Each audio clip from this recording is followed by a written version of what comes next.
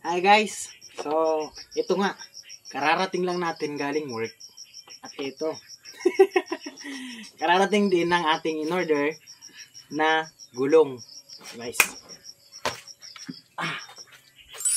tcharam! In-order natin ito guys sa Secret. Ito, pero dito guys, ito in-order natin na gulong na to.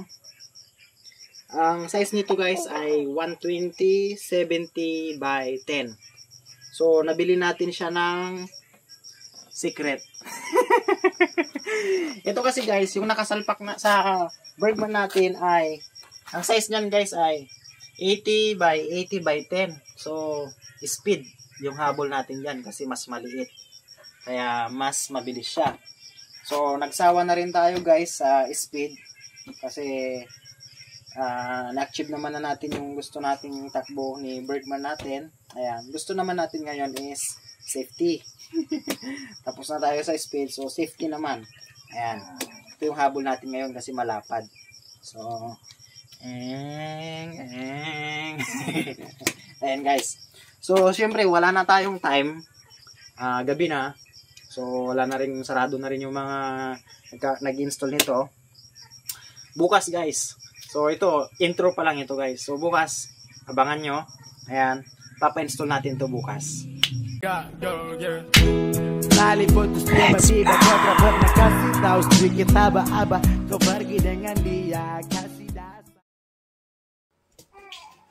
So, yun na nga guys.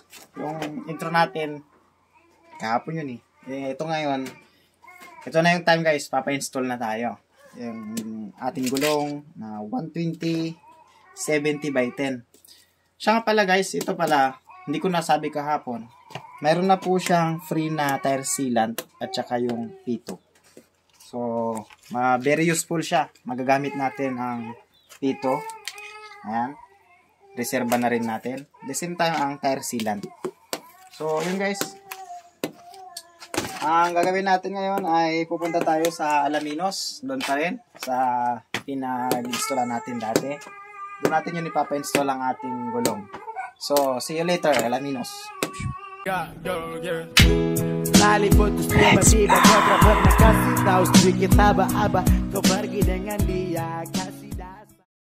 So, yan guys, nandito na tayo sa Alaminos. Ayan. So, ayan, tinatanggal na ni Master. So, yan guys. Siyang hanapin nyo kung magpapayos kayo. Papa-install kayo. At ayan ang ating gulong na malaki.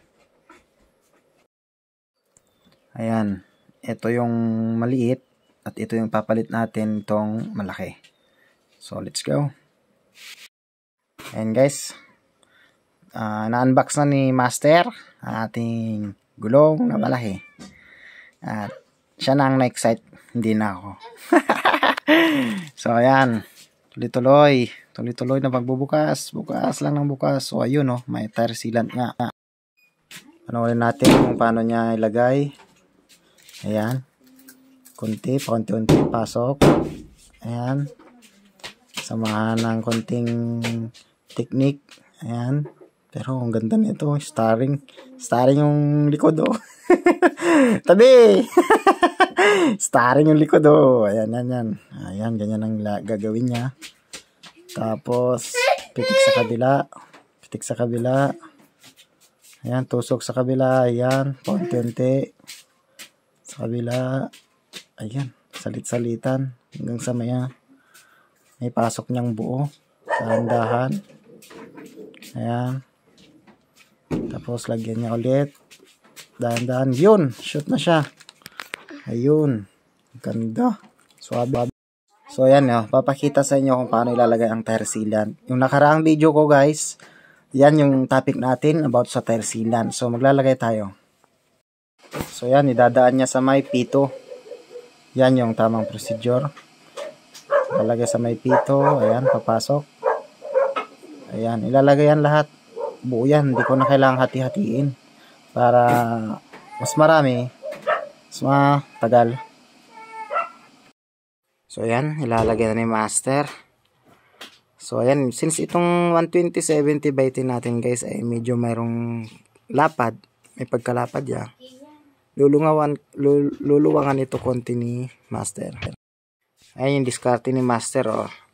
Paluwag siya konti dito sa may tambutso.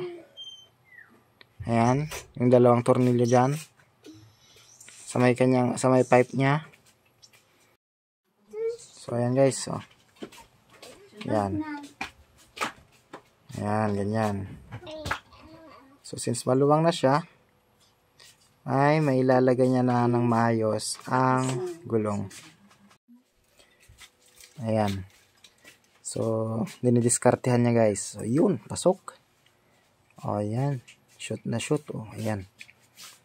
Ayan. So, hindi na tayo nagbawas ng tire hugger niya.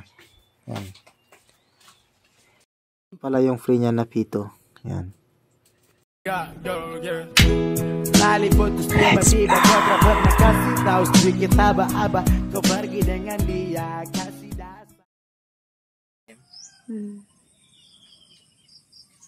So what's up guys? So kagabi hindi natin na videohan kasi install na natin yung gulong natin, so hindi natin na videohan kasi ginabi ako. So ito na siya guys, naikabit na natin itong gulong natin. 120/70 by 10. Sobrang lapad na siya, mas malapad na siya, at fit na fit. So ito plug and play lang siya guys. Hindi na kayo magtatabas ng tire hugger.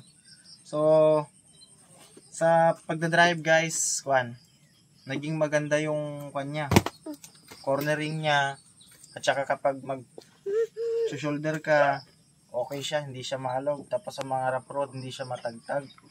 At napakasulit, as in stable siya kapag pinapatakbo guys. Sobrang stable niya na kumpara sa dati na manipis, na maliit, na matagtag. Pero yung maliit guys, yung 80/80 by 10 is napakabilis niya sa singitan. May bubuga talaga yung Bergman. Pero pag ganito guys, gaya ng sabi ko, comfort lang ang panyo dito habol dito, at saka yung stable ng sasakyan ninyo, stability niya. Napakaganda nito guys, especially kapag doon sa area ninyo is more on rough road at saka maraming lubak-lubak.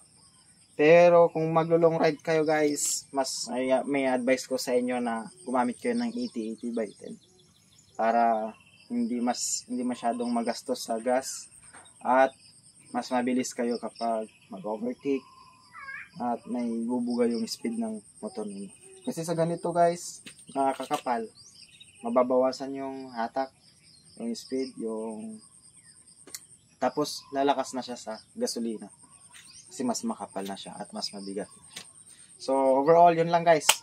Salamat sa panonood, at sana kung bago ka lang sa aking video ay huwag mong kalimutang mag-follow sa akin sa aking Facebook, tapos sa aking YouTube. Don't forget to subscribe, at especially click mo na rin yung notification bell niya para updated ka lagi sa aking video. Yan lang guys. Nalipot terus tiba-tiba kau tak pernah kasih tahu sedikit aba-aba kau pergi dengan dia kasih